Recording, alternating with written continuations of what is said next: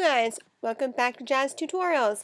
This week I'm doing a back to basics video. I haven't done a beginner's base tutorial in quite a while, so I figured it was time to do so, because not all of you guys are advanced users, so I want to dedicate something to somebody in the beginner section. So what I'm basically showing you how to do today is add a rainbow to any photo you have. Now, however, the way I'm doing it, some photos may not showcase the rainbow as nicely as others will. So you may have to alter some of the settings or use different blend modes to get the effect that I'm showing you. But I'm going to show you a way that how it works with photos that are dark-ish like this. So open a stock photo or any photo you have on hand that you're doing this to, and then what you'll do is above your main layer, you're going to add a new layer. Now on this new layer, we're going to add a rainbow gradient. Now the rainbow gradient that we are using is a preset in Photoshop. For those of you that are very new to Photoshop and do not know what I'm talking about, it's a preset in your program file, so go ahead and load that in here. Click the gear grinder type tool, and it will then say load gradients. You'll need to locate your program file for Photoshop and then click the word preset and then hit the word gradient, and you'll see a whole bunch of gradients in there. Load all those, and you'll eventually find this lovely transparent rainbow one here, which they named Russell's Rainbow. I'm assuming the guy Russell made this rainbow that works for Adobe, so thanks Russell, you're cool, like you. Alright, once you've loaded that lovely preset, you want to also select over here radial gradient, because essentially you're making like a half moon type shape, and that's how you would get that shape. So what we're going to do is you're going to take that, and over here, holding down your shift key, and in case you don't know, holding down your shift key will then give you a perfectly straight line. It'll give you a straight line horizontally or vertically, or diagonally, either way. So hold down your shift key and then drag that out somewhere towards the center, middle-ish area, and you should get something that looks kind of like a half moon, rainbowish like look. Alright, so it's going to look like that, and that's good for there. So on that same layer that we've just made, you're going to select the blend mode of screen. And this is where I'm saying it might be a little bit different for you guys, because if you're using a photo that has a sky or bright area, screen won't showcase this rainbow quite as nicely as you're seeing here. So you may have to play around and maybe use overlay, maybe use color, I don't know, maybe multiply. Play around with your blend modes to see if you can get an effect similar to what I have shown here. And then we're going with that.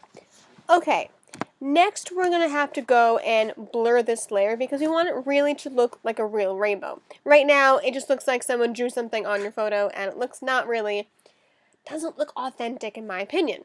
So we're going to go to Filter, and you're going to select Gaussian Blur under your blur settings. And at this point, depending upon how big your image is, will depend on the size radius you'll want to go for. My photo is quite small, so I chose a 14 pixel size. If your photo is quite large, you'll want to obviously select a larger amount. So you want to make it blur like you'll see here. So it needs to look similar to what I'm showing you on my preview here. So that looks really awesome. Now, here's what's going to be cool. We're going to now have to erase the bottom half because obviously the rainbow is touching the green grass, and that just kind of looks weird in my opinion. So to give it more of an authentic rainbow look, I'm going to go and add a mask layer. And you could do this multiple ways, but the easiest way to do this is just to go ahead and use the eraser tool. So take a soft round brush of large size. I just chose 374 pixels, but by all means use any size you like. And then just kind of erase it so it blends in with your sky and your mountains or whatever you have in your photo. Alright, looks good to me right there. Now, we need to brighten the rainbow just a tad. And to do so, I'm going to duplicate that layer. And, ooh, look at that. Okay, on the duplicated layer, I'm going to now just drop it down to 70% on my opacity, because it's not that it's too bright, but it's not also where I want it. So I'm going to have it at 70%, and that's my lovely rainbow. Now, for those of you that want to be like, ooh, double rainbow, whoa, you can totally add a double rainbow. And I will show you exactly how to do this because I'm just that nice. So I have already previously made a rainbow in Photoshop. And I just made a second set of rainbows, so that's now how I'm going to show you how to do the second set. So on your first set of rainbows, you'll keep them where they were. But then on your second set of rainbows, which you could do the same exact thing over again, but what I found easiest way to do is to just duplicate the group layer. So you could do that. So we're going to get rid of that. I'm going to duplicate my group layer. And on the group layer, all I'm going to do is move my rainbow slightly to the right. And on the duplicated group layer, you may have to erase a little bit on the side here because you'll notice how some of it's like, not really nice and blended in. So go ahead and do that if you need to. I'm not sure why I need to do that, but I do, so I'm doing that. But you guys may not need to. And on the duplicated copy layer, I'm just going to alter the opacity slightly, only because I don't want to look too, like, non-authentic. And I mean, a double rainbow isn't always as bright as the first one, so there's that. So we're going to set this opacity down to around, I'm going to choose, I would say maybe 55, 50. Yeah, 55 looks okay. That looks kind of authentic. So, and you can resize that if you'd like to really make it look even more authentic, but I do happen to like choosing 55% for my second copy of the group. So, you now have two groups, two rainbows, and one awesome video and tutorial, and a cool photo. So I do hope you like this video. I know it was short and sweet and to the point, but that's kind of the point.